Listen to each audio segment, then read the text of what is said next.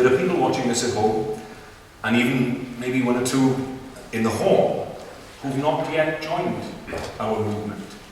People of other parties or no party, people who once members, but the passion they had has somehow dimmed. Well, my message to you today is simple.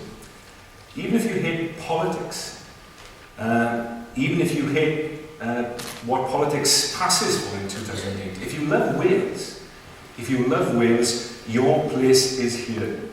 Standing side by side with me, with every woman, man and child in this hall and this movement.